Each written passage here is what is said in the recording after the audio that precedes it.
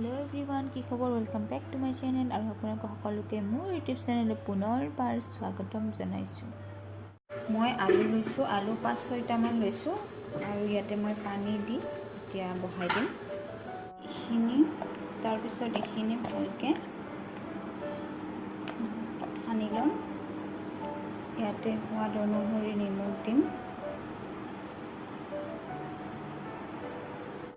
ইয়াতে এতিয়া ময়দা দিছোঁ। আলু যিমান লয় সিমান ময়দা দিব লাগিব। নিজে অনুমান কৰি মই 2 চামুচ আৰু অলপমান দিছোঁ। ইয়াতে জলকীয়া দিলোঁ। মই ইয়াতে মান ধনিয়া কাটি দিছোঁ অলপমান, আৰু আপোনালোকে বেলেগ বেলেগ মছলাও ইউজ কৰিব পাৰে। মই বিশেষ একো মছলা ইউজ কৰা নাই। এতিয়া ইয়াতে অলপমান ৰেড চিলি পাউডাৰ দি দিলোঁ। এতিয়া এইখিনি ভালকে সানি ল'ম হাতেৰে।